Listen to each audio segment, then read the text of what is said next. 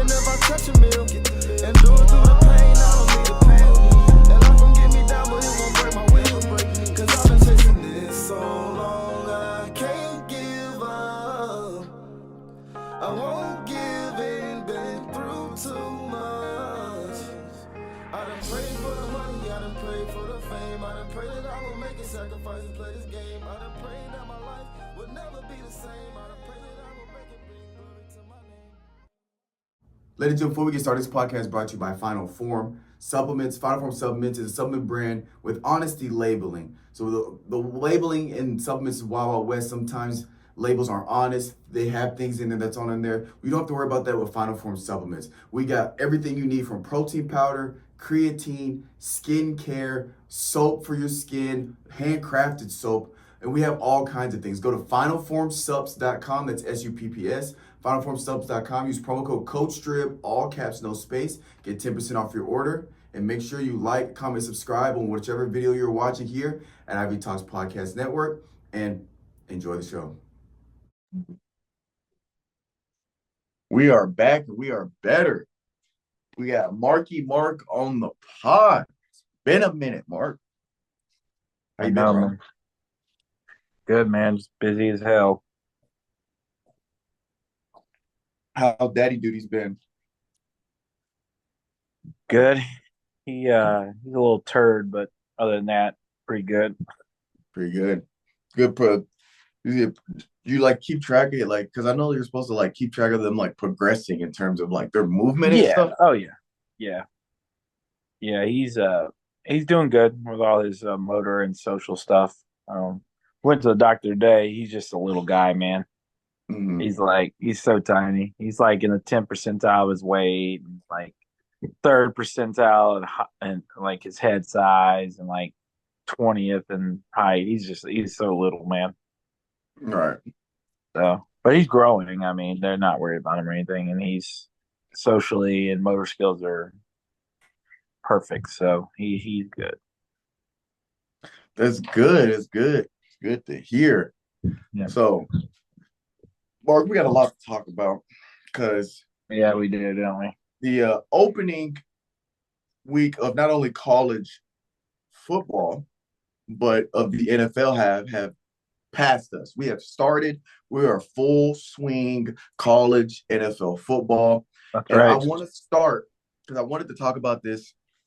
I believe it was a couple weeks ago when Vandy won their season opener and they won this last game. And I say this now, I think Vandy will start season 3-0 this time come the end of Saturday. I think they'll start season 3-0.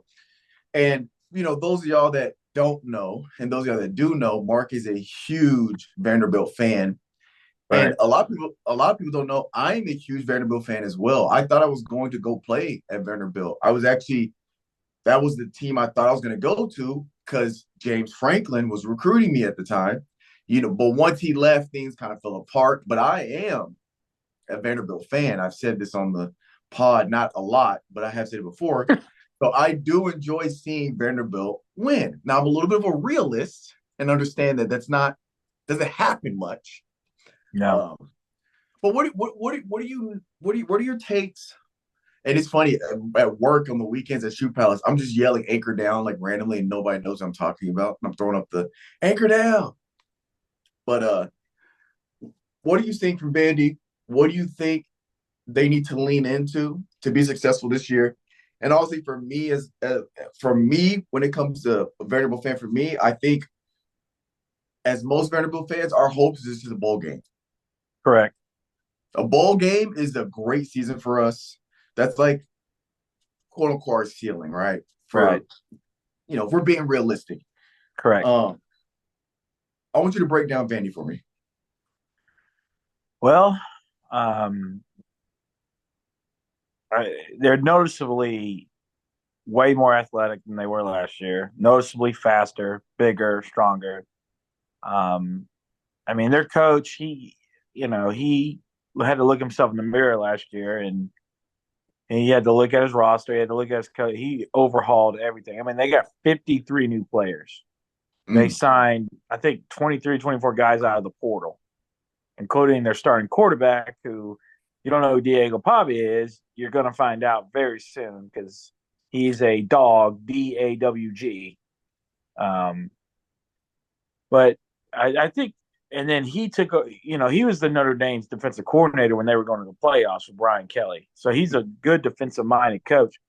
So he took over the defense, and they're just flying around. They look so much faster, so more, just not your Yeah. typical Vanderbilt team. Yeah.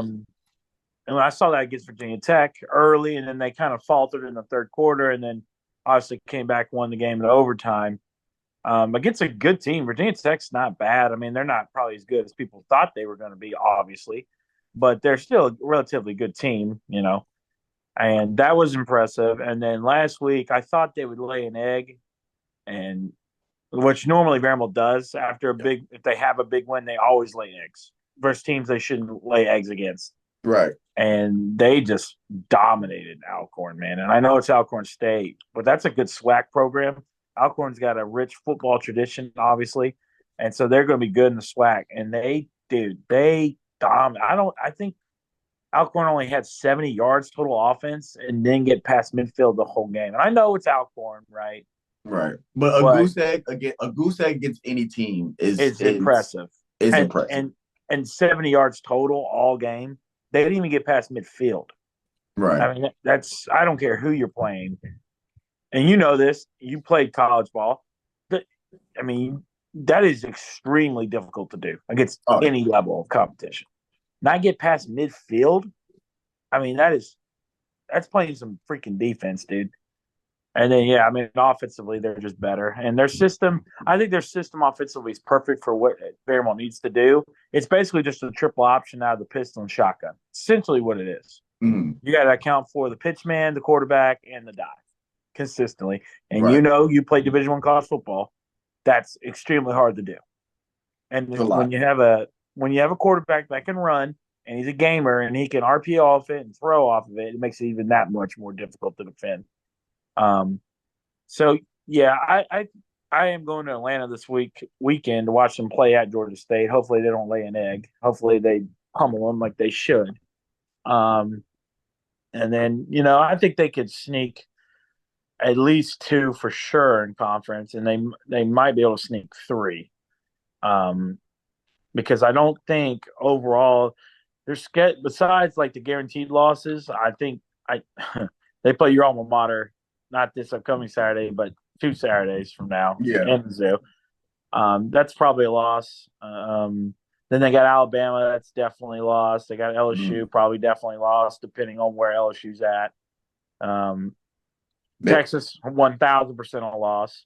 But the back end was South Carolina, Kentucky, and Auburn. I mean, you saw Auburn this weekend versus California. Not good. Did not look good. I thought South Carolina was terrible. Texas too. Yeah, no, they got a tough schedule. South Carolina is terrible.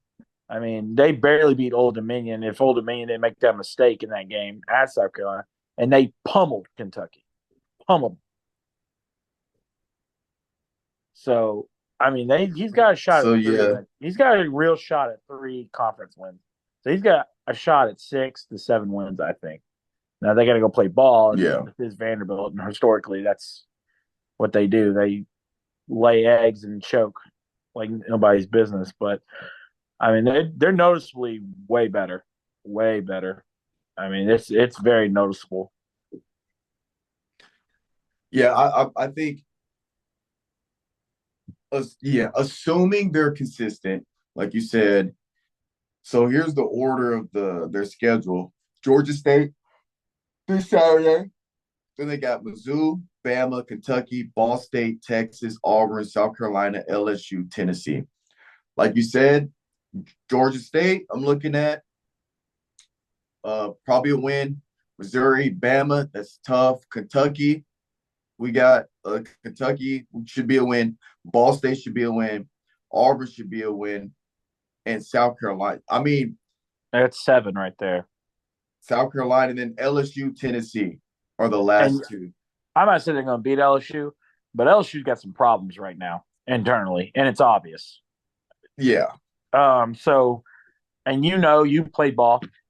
just because they're a big name school don't mean shit. If they got problems in the locker room, it can translate on the field, and you Oh can yeah, be upset quick. yeah. We lost to Middle Tennessee State Yeah. twice. Did you have some internal problems? I mean, dude, Oh, I mean, shit, yeah, we had yeah. yeah, exactly. So you got internal problems in the locker room, it translates on the field, 1,000%. Oh yeah, I'm excited to see how this plays out. Now, the state of the SEC. What are we thinking? Because I'm watching this Bama game. I'm extremely frustrated. Now, if you just look at the score, it doesn't seem like it looked like a straight up blowout. It Right. was. But It was it was not. a tight, competitive Yeah, game for all game. literally 3.5 quarters. Yes. It was what was the it South was Florida just burned out, man. They just didn't have the yeah, depth to keep up with it. they I mean, burned that's out just what it is. because hang on, where is it at? That's also another thing. If South Florida can play with Bama, you don't think Bama can play with Bama? Because going into the with 6 minutes left in the fourth, I think Bama was only up a field goal, I or think they I were think only they up were one. I think they were only up one. like 1 point. Yes. I think Right. it was Like like it was 14-13 or something. it Yes. was tight all the way till 6 minutes left, and then Bama just proceeds to score 3 touchdowns That's in just 6 minutes. depth. Yeah, it's Yeah. just depth. It's just depth issue. South Which Florida. I'm surprised they stayed at number 4 because I thought for sure since South Florida's mid-major What that they It's were because going they to drop. separated. It's because they separated in that moment. They're going to say, "Oh, that's what really good teams do," which that's what really good teams Yeah. do. I mean, I'm not going to sit I, here and say that's not what they do, but as I'm watching the game, obviously, but it was like fourth quarter and they were still like a point difference. I said the only way they keep their number 4 spot is if they score 3 touchdowns in the fourth quarter. I didn't think they would because South Florida was on it the whole game. And I was like, even if they win and it's like, but if they kick a field goal and win by like a touchdown or even 2 touchdowns, you're not the number 4th team in the country if you right. barely beat South Florida, an unranked team. But they did score 28 points in the fourth quarter. Right. So they saved themselves because I thought for sure they were going to drop, not significantly, they still won, but I thought for sure they're going to drop to like 8, maybe like 7. But no, this is what do you? brand name, man. They're not going to move them until they lose. Yeah. So what are your breakdown of the SEC as a whole? Because we have this pool play now. There's no East. There's Very no top West. heavy. Very top heavy. Like yes. I knew it would be.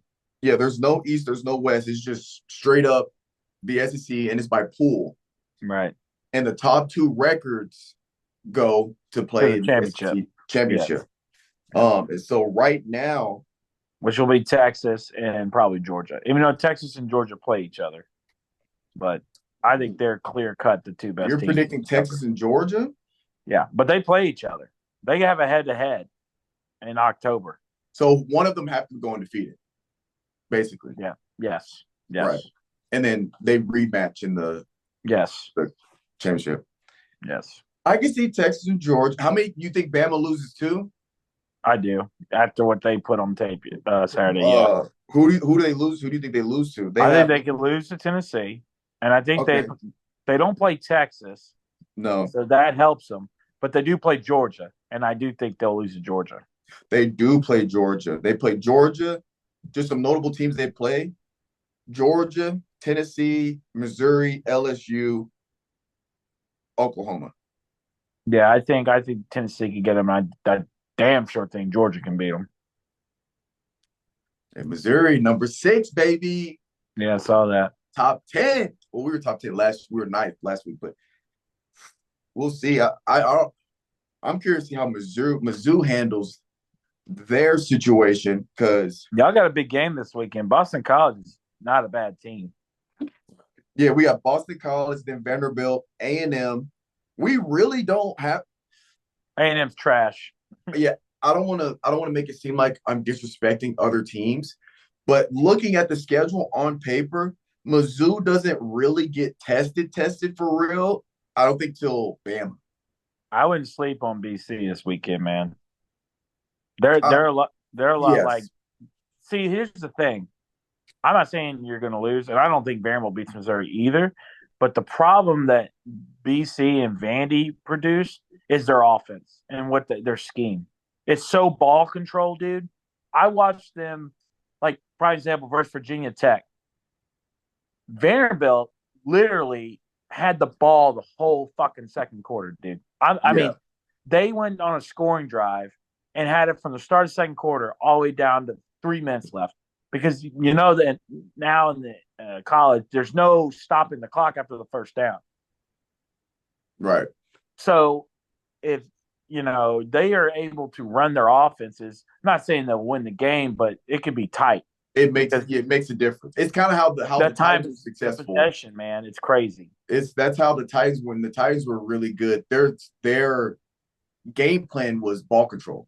Right. They take an entire quarter, score one touchdown. If they get the ball first, right. When you get the ball, you're down. There's only 2 minutes left in the first quarter, right. And you're down a touchdown. And that's how less talented teams stay in ball games or even win ball games.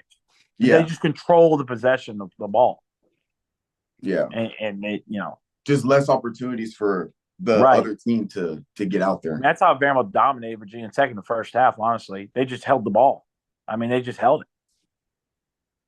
Yeah.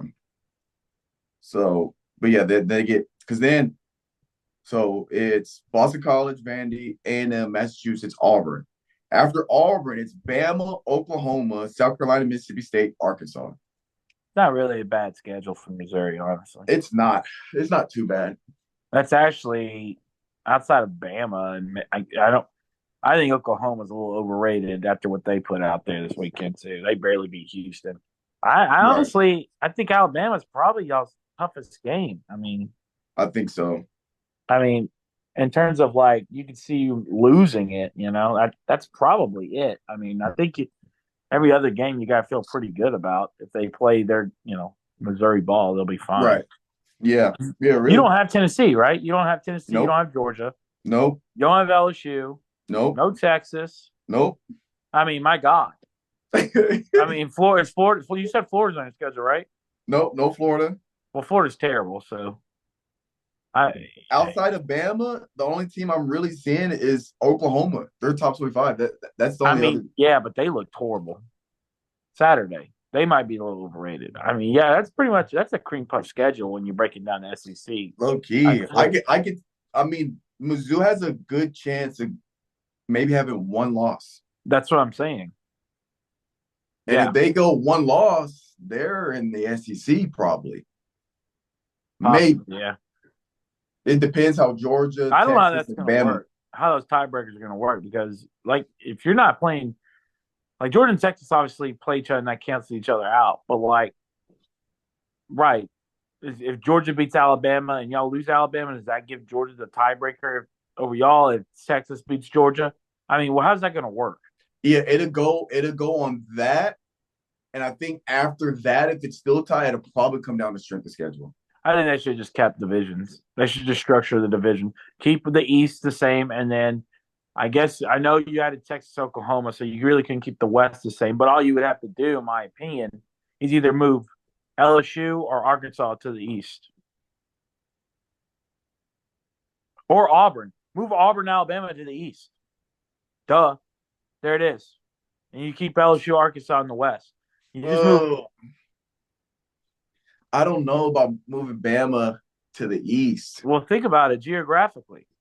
It makes complete sense. Yeah, but if we're talking geographically, the fact that Oklahoma or Missouri is in the SEC doesn't make sense by itself because it's the Midwest. Well, and have you seen the line is actually Missouri's closer to the SEC schools than Texas is. Exactly. I 100% agree. But the line for the SEC is actually diagonal, though. I know. Because that's why Missouri, Kentucky, Georgia, Vandy, all those, they're up here. They're in the East. So it's like a diagonal line. So all the teams southwest of the line I just think they should do that. And then, yeah.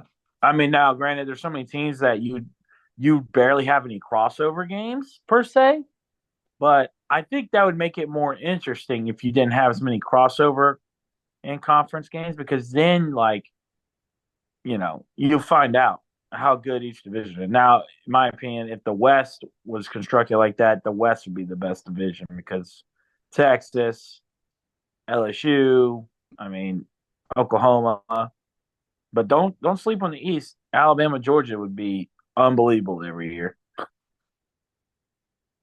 Trying to find a picture. Oh, this is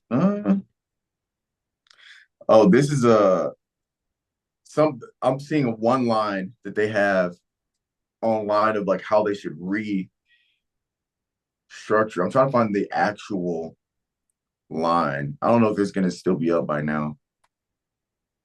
But yeah, I kind of like I'm curious to see how this works out because I think this structure is the most fair in terms of because like you could have a team that goes undefeated in the East, right? Let's say you have a team that goes undefeated in the West, and they go to represent the West in the conference championship.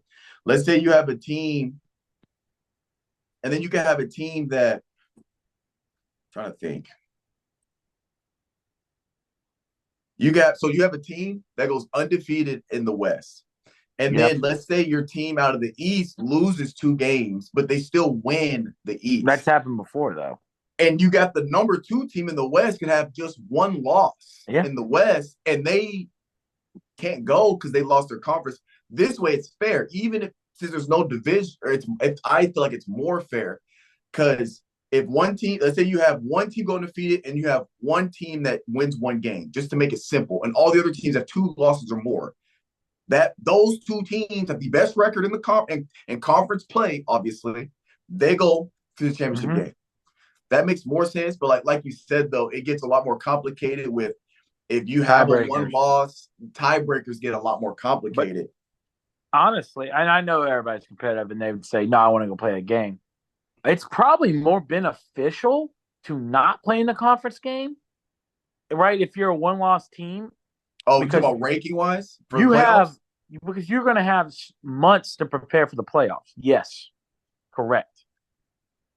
Now with 12. Yeah. So if you're a 1-loss Missouri or you're a 1-loss Texas or Georgia or Alabama, whatever, right?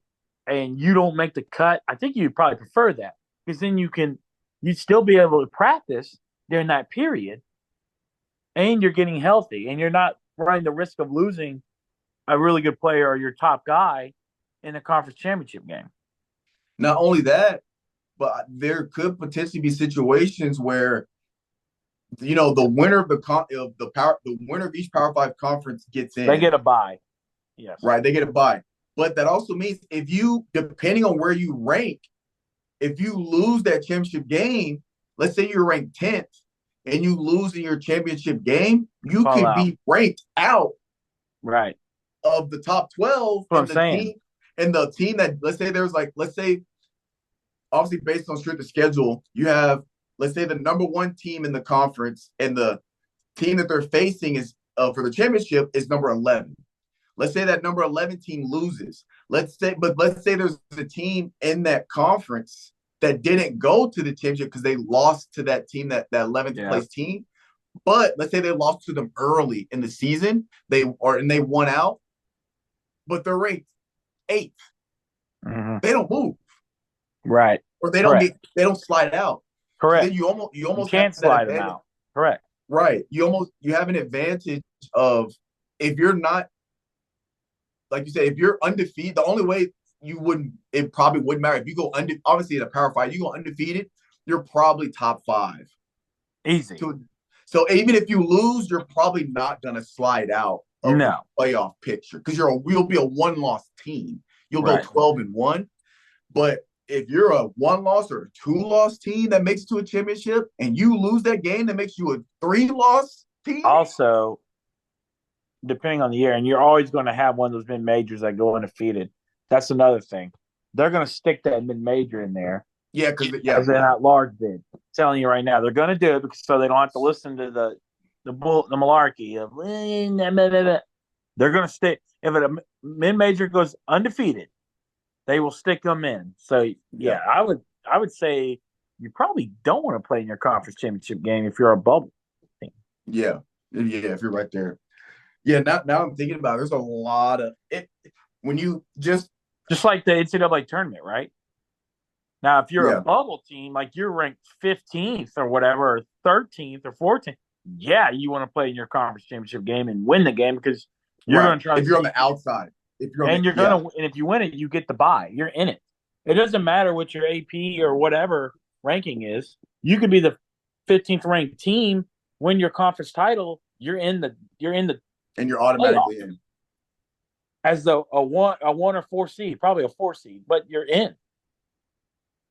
Yeah. Yeah, make this structure makes it vastly more complicated if you really think about it. Yes, it does. Potentially. But yeah, Right. because I don't know. Yeah. And then yeah, like how do you so the winner of each Power Five gets in, and then if what are the actual rules? Because don't you isn't I it think every the first conference champion gets in, the four including conference champions automatically get in. They get a bye immediately. They don't the play power a and home out of game. the Power Five or Yes, no all power conferences? four, power four. Yeah, Who what which conference got taken out? Pac. There's no more Pac-12. That's right. Pac-12 got dissolved. You only have the ACC, SEC, Big 12, Big Big 10. Ten. Okay, so the Power Four, winner of those automatically get in. They get a bye, and they'll probably go Correct. 1, 2, 3, 4 Correct. for They'll the order them most one, two, three, likely. four. Yeah. Most likely. And then after that, what's the is it 5, 6, 7, 8, 9, 5 through 12 are all at large. So, prime example: if Notre Dame didn't lose Saturday, it's a hypothetical situation. Let's say right? Notre Dame doesn't lose Saturday, they win out, they stay at 5. They get in at large, they get a home game in that first round. The first round games, the top seeds, the higher seeds, host a game. Okay. They host a game at home. So if Tennessee finishes 7th, right? And let's say Missouri finishes 10th. Missouri would have to go play Tennessee at Tennessee. Or let's say Missouri finishes 7th and Tennessee finishes 10th. Missouri would host Tennessee.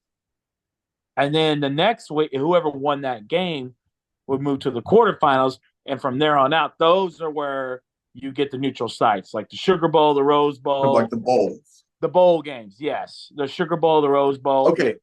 You get those. But the first round, top 4 seeds get a bye, and then the higher seed hosts a game at home.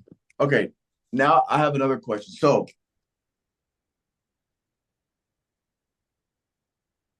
this okay, obviously this becomes vastly more complicated because so 5 through 12 is based on just your rankings. But my Correct. question becomes how does so let's say at the end of the season before championship games are played, you have the rankings, right?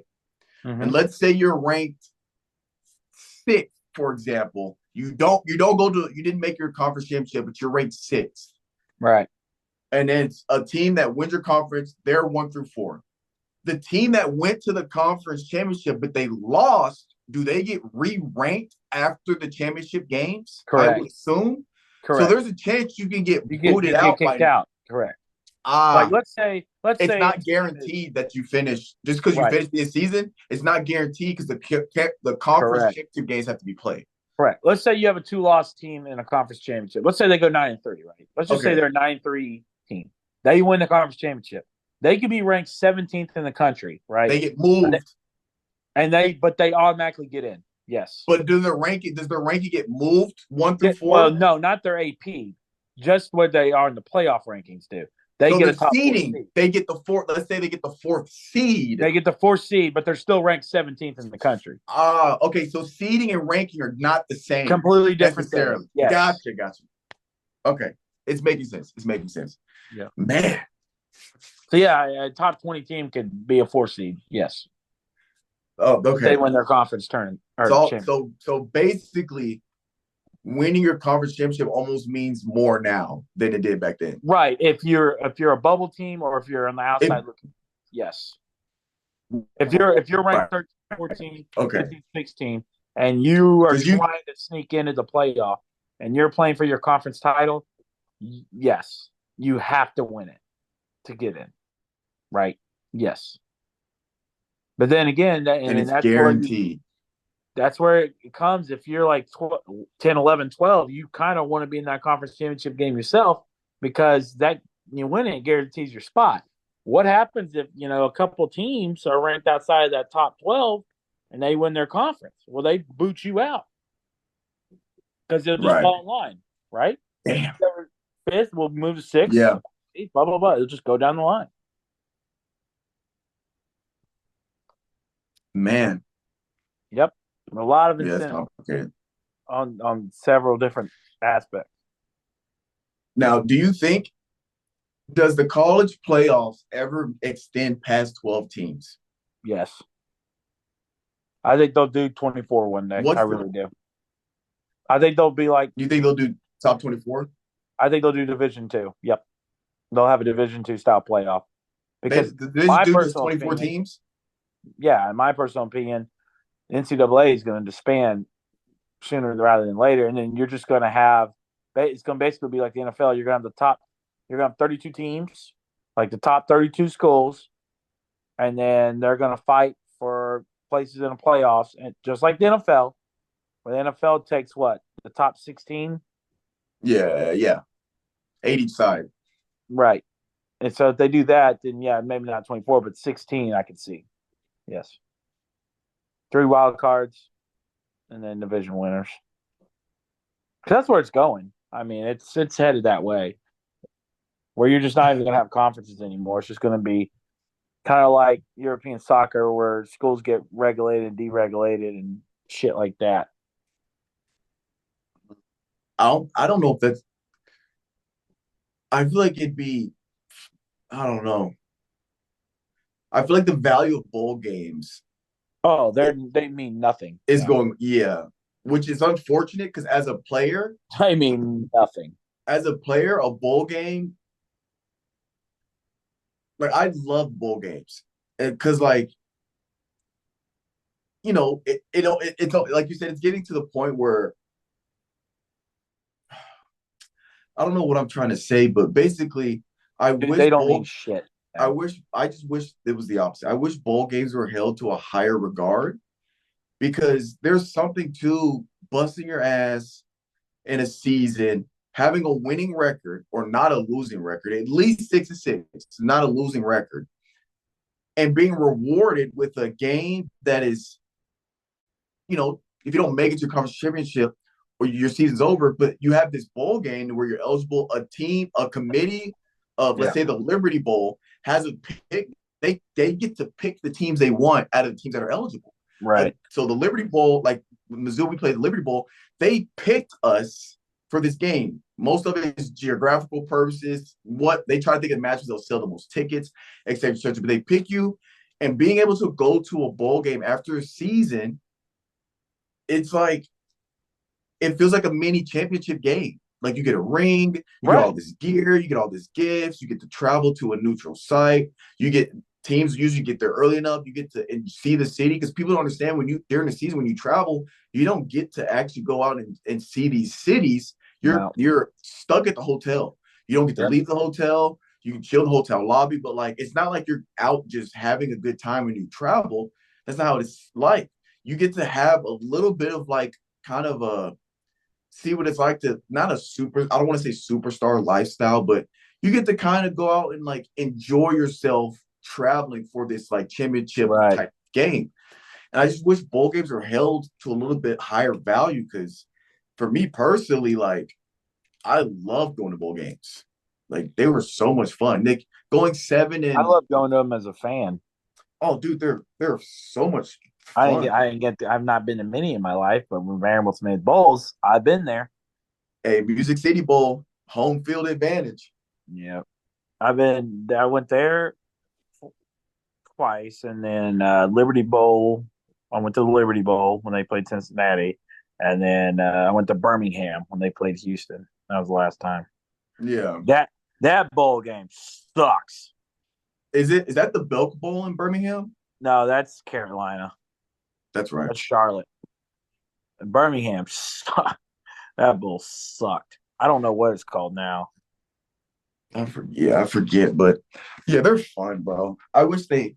I mean, I guess you could still have this playoff thing, but and still have bowls, Yeah. because like you could just have bowl games be a specific like the semifinals or quarterfinals. You have these bowls for that bowl games for that. Right. That's what they're going to. Yes. Yeah, like kind of how they did they kind of had like the biggest bowls, like the Citrus Bowl was the first round, like you know what I'm saying. Yeah. And then I assume they're still gonna have smaller bowls for teams that Yes. are eligible that go 6-6, but Well, what it does too is it makes right. So like you could start having more rotate, like Music City Bowl, for instance, because of how big Nashville is now. You could start having that in a regularly playoff game schedule, like at a neutral site. That's what's right, about.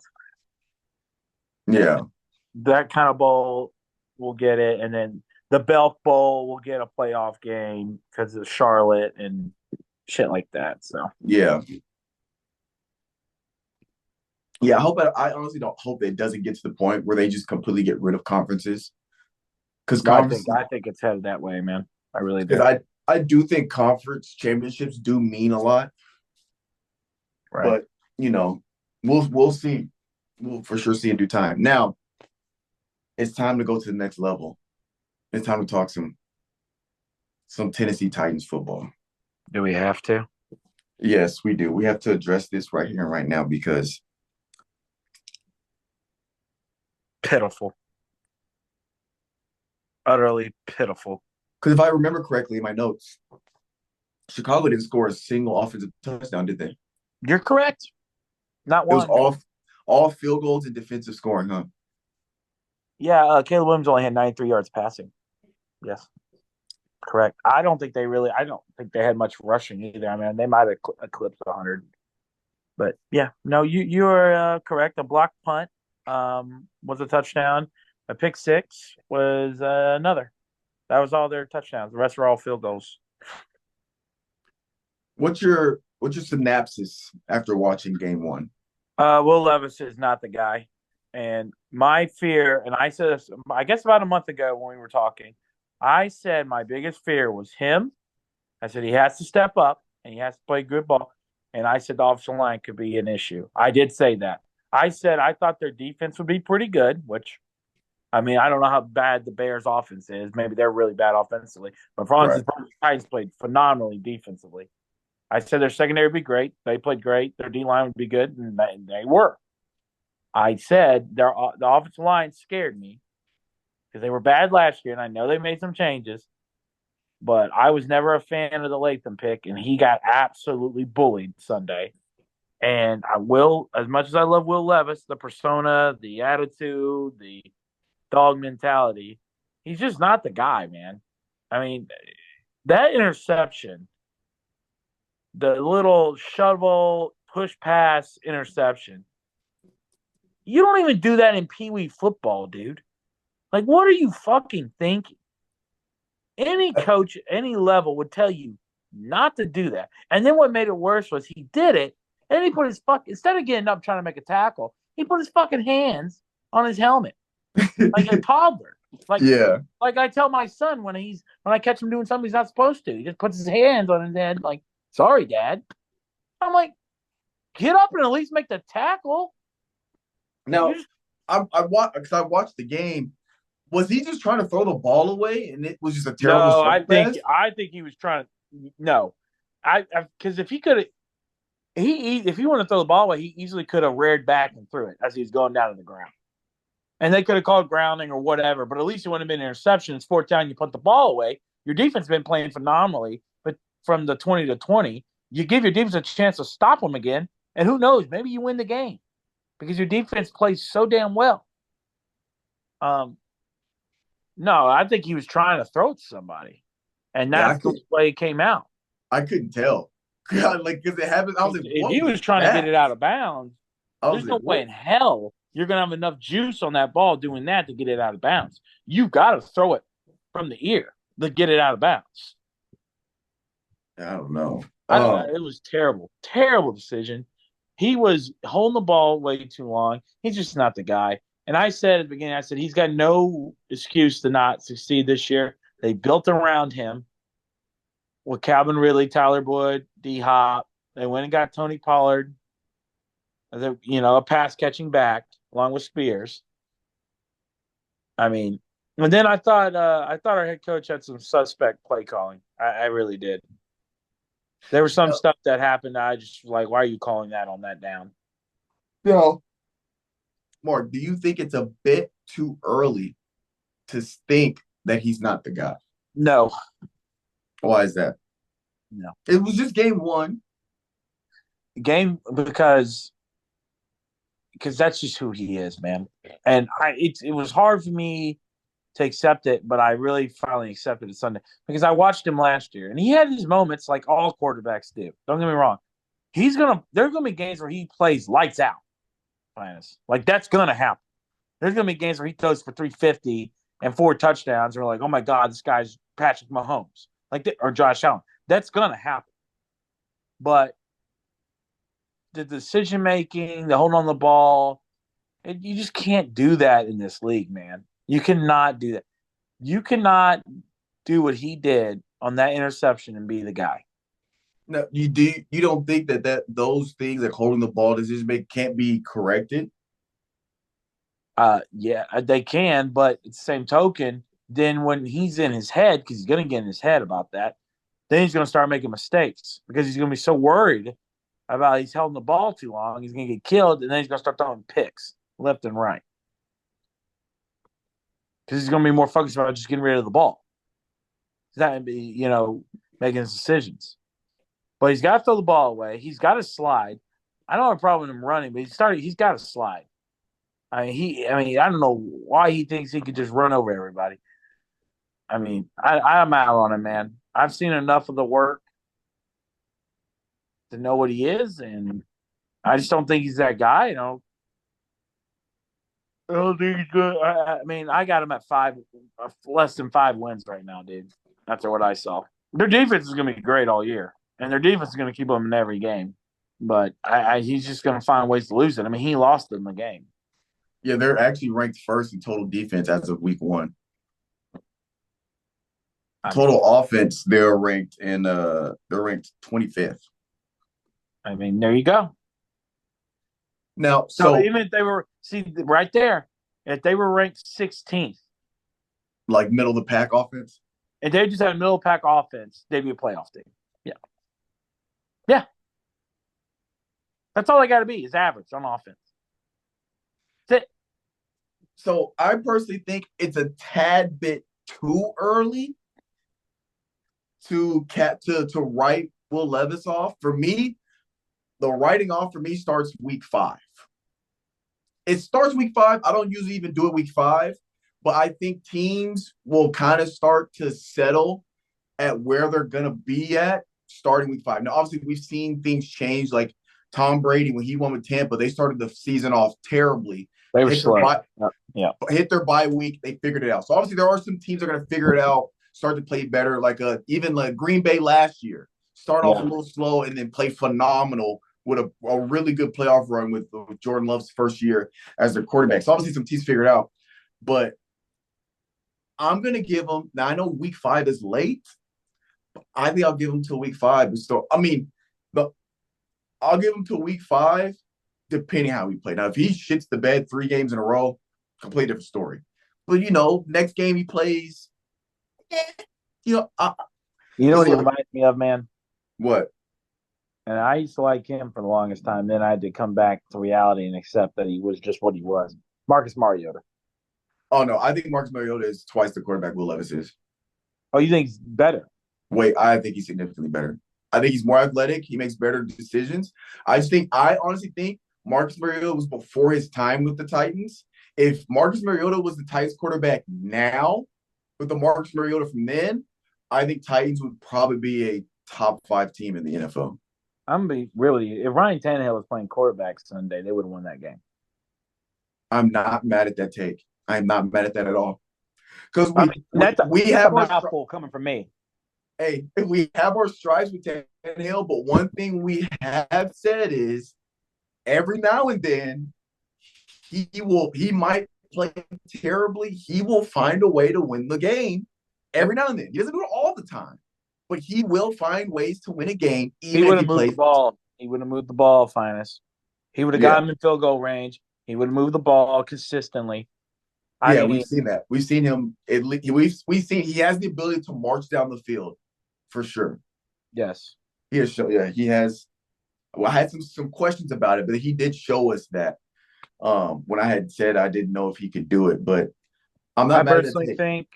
think he's not the guy, and I'm gonna be real. You said week 5. I bet you week 5 Mason Rudolph's the starter. Hold up. What? You can I clip. would, You can clip that. bro. You I know wish what? that was. I wish that was Look, timing. I I'm wish such a I. jinx and such a terrible predictor of sports. Maybe this might be the best thing that's happened to Will Levis since he was born. Is me saying that he's not going to be the starter come week 5. Why? So he can play lights out. Yeah, maybe he will. Maybe he'll play lights out in the next 4 weeks. Maybe I'll save his career by making this prediction. I'm going. I wish I was timed. I used to time the pod, so whenever I wanted to clip, I know what time marker. But I don't time anymore. But I'm gonna clip that and save it. So week 5, we'll play it back. I might insert it in the pod and everything. But okay, we'll see. That's interesting take there. What are your thoughts? Any other teams you had thoughts on though, I or thought what's your? Chiefs Ravens looked good. Both of them. I thought they both looked good. Thursday night. That's probably it. What do you think about the There was a Jets and lot Aaron of bad Rodgers? football. A lot of bad football Sunday. A lot of bad quarterback play all around the league Sunday. Like what? I mean, I know the rookie quarterbacks, they were all terrible, every one of them. Um, I don't think Aaron Rodgers played great last night. He played better for him being so for him being out basically for 2 years because he only played what 4 snaps last year. Yes. So he hasn't played a full game since he was with Green Bay. Considering Right. that, I don't think he played that bad. And watching the game, like the interception he had, that was the receiver's fault. That ball was put in the receiver's hand. He didn't catch it, interception. And I think their lack of their run game didn't help Rodgers, but he actually didn't play as bad considering he's been out for 2 years. Yeah. I mean, think I think because it's funny, the Titans play the Jets next week. And Yep. Aaron Rodgers is probably one of my favorite. He's my favorite quarterback of all times, Aaron Rodgers. Tom Brady. I think he's the best physically gifted quarterback to ever play. Didn't say best quarterback ever, but the best physically gifted with his footwork, his arm angles, everything else. Right, he has it Now, all. Pat Mahomes is going to overtake that for me here pretty soon. But as of right now, I'm still, in terms of footwork, arm angles, everything that goes into playing the quarterback position, I think he's the best I've ever seen. Yeah, he's I think he's one of the best for sure. And he's my favorite just in terms of favorites. He's my favorite quarterback of all time. Actually, yeah. He the list is fluid because it's Cam Newton, Aaron Rodgers. They kind of Pat flip flop Mahomes is back going to pass him for me pretty soon. as your favorite. Was the best physically gifted quarterback to ever play the game. And Pat's going to overtake because Pat has 3 fucking Super Bowls. Oh yeah, yeah, for sure. Aaron can never, outside of 1 year they won that Super Bowl and they won the Super Bowl run. He just cannot win the big game in the playoffs. Just cannot do it. I don't know why. I ever since they won that Super Bowl, he could not win in the playoffs. Yeah, Aaron's one of those. I forgot what I was gonna say, but I don't know how I feel about the game because obviously the Titans are my team, but as an Aaron Rodgers stan, I kind of want to see him ball out. So I'm not sure. I'll definitely be watching that game for sure because I don't know who. Well, I'm gonna root for the Titans, obviously, but I'm secretly gonna also be hoping Aaron Rodgers plays phenomenal.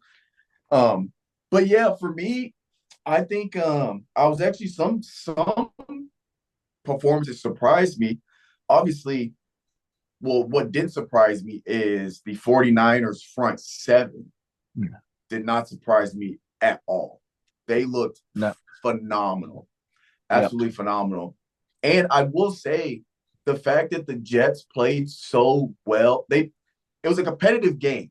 like the 49ers didn't like steamroll them by any means. Right. But I think that's gonna be I think that's the toughest competition to just to see probably for the rest of the season. So I'm curious to see how they do with the rest of Right. like against the Titans. Like when you go against that team, because what was the score? Because I know Tyrod Taylor threw a touchdown towards the end once they pretty much gave up. It's 32-19. The game was obviously a lot closer than that because the 49ers kind of ran away with it. But I'm curious to see what they could do against like the Titans or some of these other teams because we're talking about probably the best defense in the NFL.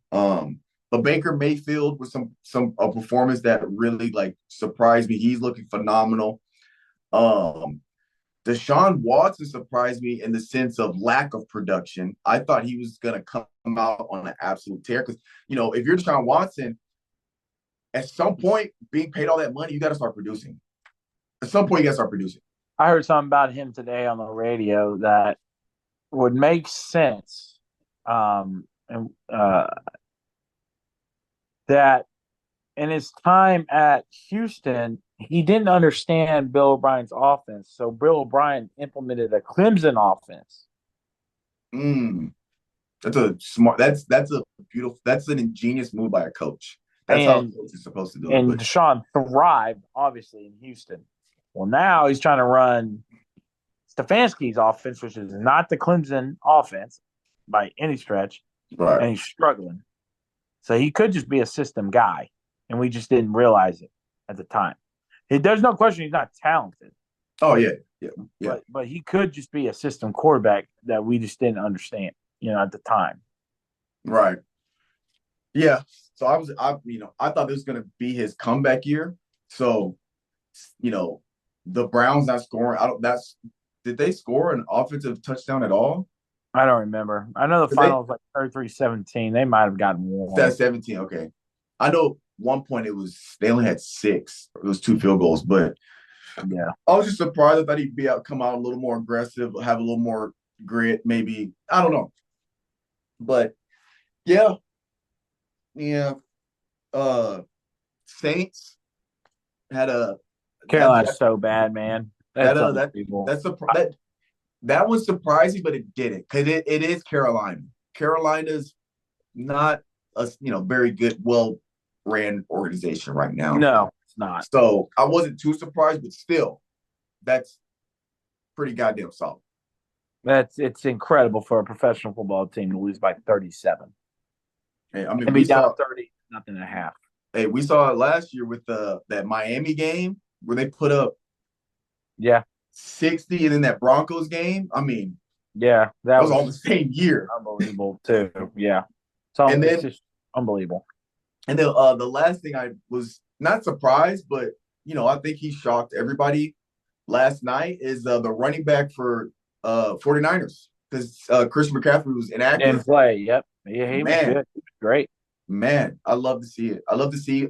My favorite thing about watching the sport of not only just sports in general, especially team sports like football and basketball, I love seeing when that next man up gets called up and they absolutely flourish. I love seeing it. Right. I love seeing it. But we're right at time. Marc, is there anything you wanted to add or had anything on your mind? No. Wanted to vent? No vents today? No. I self-loathed Sunday. I'm good. Hopefully, was a good old depressed boy Sunday. I got over it. I'm good. Hopefully we'll turn it around, but I don't think so. And before Mitchell says you got me on tape saying I think they could go 6 wins or 10 wins. 10 wins is their ceiling, 6 is their floor. But now I'm a little under that 6. So we'll see. I'm on record saying that. We will see. All right, Marc, give a piece of advice before we hop off. A little spit of knowledge. Don't be a bitter person. Don't be bitter. Don't be a better person. Don't be bitter. Oh, bitter. I was like, dang, you don't want them to be better? But don't be bitter of other people's success. How about that? There we go. Y'all heard it here. GoT615. We'll catch you guys next week. Deuces. Peace. chase my dreams.